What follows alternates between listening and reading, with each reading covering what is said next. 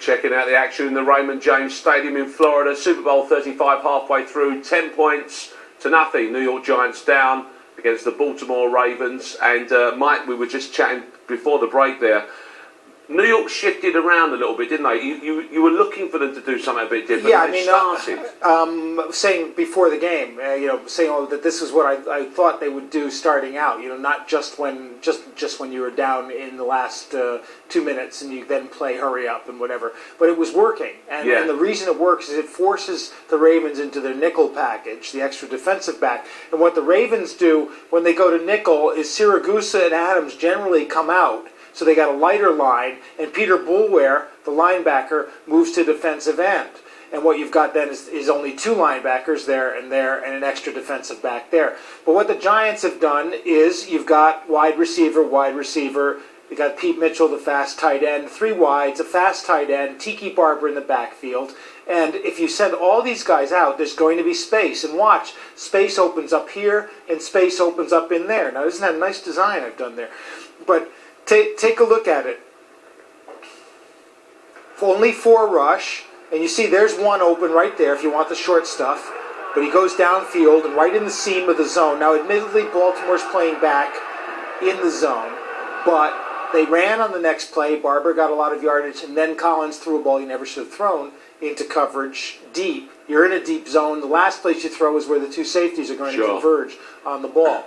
But that's what he did. Well, I guess, and obviously, for any quarterback, but perhaps it's just the way the nature of Collins' game is, the more men you can get open for him, he's got a good chance to hit. Yeah, and if you want to match up with Baltimore, I'll take Kerry Collins' arm over Trent Dilfer's. Yeah, especially on their performance this year. So why not go where you've got the advantage? Bad omen for Baltimore when Matt Stover kicks a 47-yard field goal, because 47 is what you're supposed to miss against the Giants. But a little-known fact is Howard Cross is the only guy on the Giants team left from that game 10 years ago. Matt Stover was on the Giants roster for that game, but he was injured, which is why Barr was doing the kicking for the Giants. Didn't get to do it at this moment. No one mentioned that all week. Everybody said, Howard Cross was the only guy left from that. Not so. Matt Stover was there. But, paradoxically, if Baltimore were down by 10, I would think the game was over now. If the Giants had a 10-point lead, it'd be a lot harder for Baltimore to get back in the game. 10 points for Baltimore is tough. Yeah. They've won every game this season where they've scored more than 6 points. Yes. So it's a good omen. But the Giants can get back in this game. 10-0 is not an impossible position. And especially, as you say, because what they've done now is they've kind of just relaxed a little bit and thought, let's give it a go. So I'd like to see him come out throwing. Could be an option. Basically. As Mike came out there with a nice little devious one. He has been known to be doing this during the course of the season. I'm delighted to say, though, that it's a little bit simpler when we had our own little competitions of recent time, because we had to make sure that we didn't waste our tickets, first of all, to go to the Super Bowl party. And a nice party it was. Mike was made that we sent Michael on there just to make sure everyone was going to have a good time. It was his job. Answer 1 was Shannon Sharp. It was a man that we saw scoring the TD. And then we had a second competition as well. The answer to this was Chris Carter, because he was the man, of course, who took his 1000th catch. And these are the people who know about this one.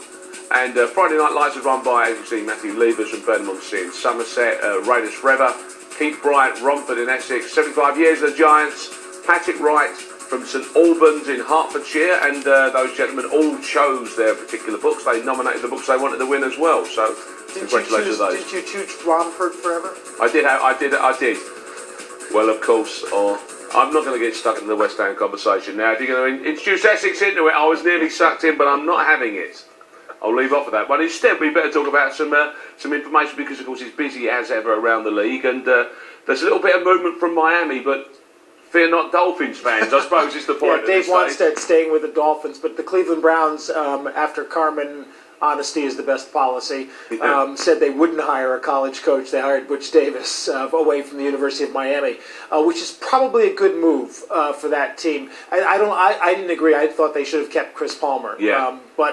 But if you're done going as much as he could have done, kind of thing. If you're going to bring in a guy to rebuild, a college coach who's got head coaching experience isn't a bad move to make. And Butch Davis was defensive coordinator for Jimmy Johnson with the Cowboys, so he's got pro experience as well. So it's not like he's coming in cold. So it's probably a good move for them. And college coaches, do they tend to, they must be something slightly different from guys who've been around the NFL for a while. The point is, you've been a head coach. Yeah.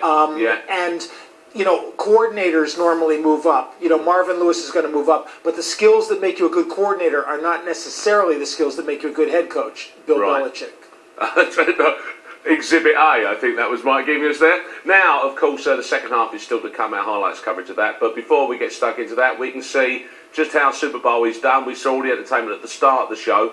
But it seems to have erected something which is akin to the Greenwich Dome on the middle of the football pitch in slightly quicker time than they managed it in Greenwich, bizarrely enough. Almost as large a budget. You wait to see, exactly. That's the truth. And I think there's as many people in the stadium. Well, we'll leave Greenwich Dome alone, shall we? Just catch up with the fun and frolics that went on at half-time for Super Bowl 35.